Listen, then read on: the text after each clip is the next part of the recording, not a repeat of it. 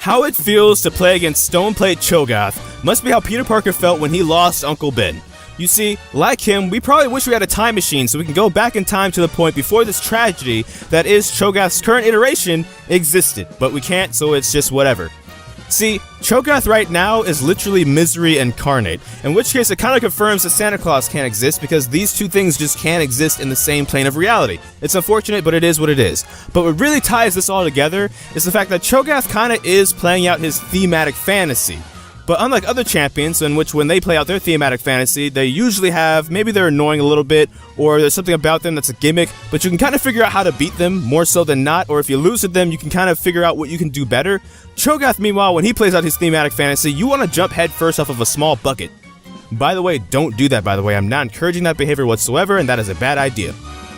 But furthermore, what really is the icing on the cake is Riot a few days ago in a post saying this is kind of what they want Cho'Gath to be able to do. See, Cho'Gath, speaking of incarnations, Cho'Gath as a champion is that whole era where you come back from a vacation and the next day that you gotta go to work, it takes you forever to do your job of getting out of bed, getting in the car, and then getting to the office. That's Cho'Gath they pretty much described, in which case all of his abilities and stuff are so telegraphed and hard to pull off that he should be rewarded with this ultimate that pretty much just punishes anybody who didn't play in this game with a max scaling above 2000 health, but whatever. Riot wants this to be a thing, and they have no intention of changing, like, for example, his true damage to magic damage, because for those that don't know, Stoneplate, and the reason why it's such an issue on Cho'Gath is because it's supposed to negate about 60% of your damage when you pop the active if you do magic or physical damage. But true damage can kind of go around this. Not saying that like a Vayne would do this, for example, but like if Vayne built Tank Vayne and did this, her true damage would also do the same thing. It's something that true damage just kind of gets to do. And that's one of the other reasons that people kind of hate true damage in this game. But let's talk about solutions for example, because I think that's what people might be watching this video for this point for.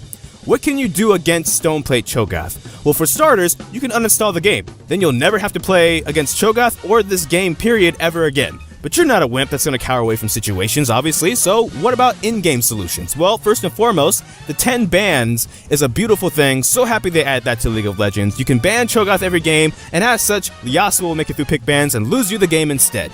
But on a more serious note, probably the best thing you could probably do if you're really struggling against this champion right now is try and keep track of cooldowns. Try and keep track of your own flash. You can always be able to flash away from him, hopefully. If you can, keep track of his ultimate. I know the cooldown gets pretty low, so that might be a bit harder and easier said than done. But just different things like that, playing around CC, playing around your team comp as well. Well, that's all for this video, so down in the comments below, explain your nightmare stories of Cho'Gath so we can finally put this to rest as what it is, something that we hopefully is forgettable and won't carry on into the next season. But I don't know which video will be next, because life will be quite a mess. So until next time, take care, from the Fire Godai, FS, and thank you for watching.